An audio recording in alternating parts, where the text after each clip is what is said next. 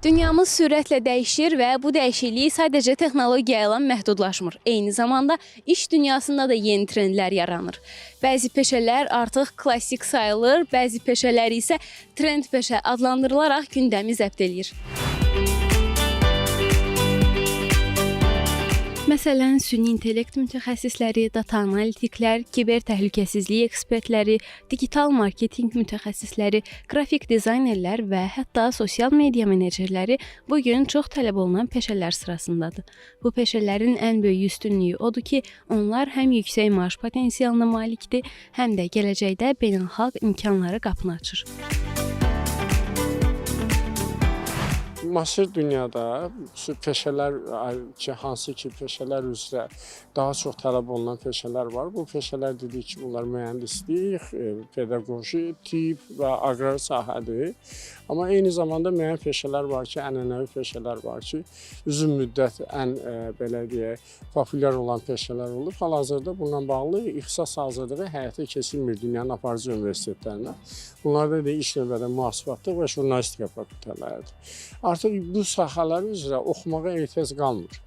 Amma bununla yanaşı yeni sahələr, hansı ki, dedik ki, robototexnika, o cümlədən kompüter mühəndisliyi və s. bu kimi hansı ki, İKT ilə bağlı olan sahələr və bir də ki, dediyimiz kimi yeni texnologiyalarla bağlı olan yeni peşələr yaranır və bu yaranmaqda davam edir ki, hansı ki, bu sahə üzrə yeni peşələr də yarana bilər, amma istənilən halda bütün bunlar əmək bazarının tələblərinə uyğun olaraq müəyyən olunur. Bugün dediyimiz kimi İKT və süni intellekti tətbiq etmədən ayrı-ayrı peşələrin inkişafında hansısa bir irəliləyişin əldə edilməsi biraz belə deyək çətin olur. O baxımdan istənilən peşələr üzrə biz kadrları hazırlayarkən müasir dünyanın çağırışlarını, tələblərini nəzərə almalıyıq və dediyimiz kimi daha çox İKT bacarıqlı, rəqəmsal dünya ilə daha çox tanış olan, eyni zamanda süni intellekti öz peşəsinə və gündəlik fəaliyyətinə tətbiq edə bilən bir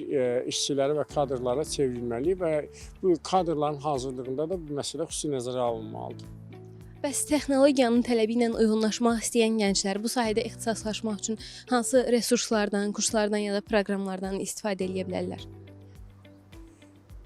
Bilirsiniz, bugün müasir dünyanın İKT aləmi, yəni xüsusi bir belə deyək, hansısa bir bunun üçün kurslar və yaxud da sertifikat tələb eləmir. Hər bir uşağın birinci növbədə, ümumiyyətlə hər bir kadrın, hər bir peşə sahibinin ilk növbədə şəxsi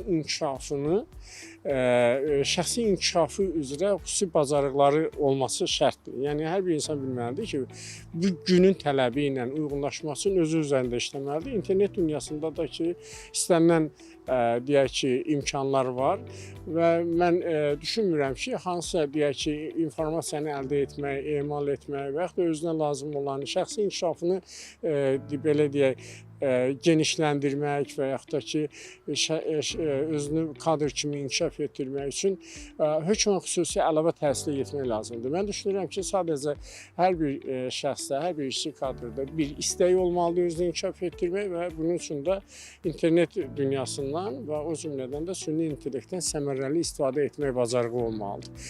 Əgər bu iki bacarıq varsa, bunun üçün əlavə təhsil, əlavə deyək ki, kurslara və yaxud da ki, əlavə təhsil müəssisələrinə getmək elə böyük önəm kəsb etmir. Bugünün trend peşələri sabahın gələcəyini formalaşdırır. Amma yaddan çıxartmaq olmaz ki, gələcəyin ən güclü peşəsi daim inkişaf edən insanın özüdür.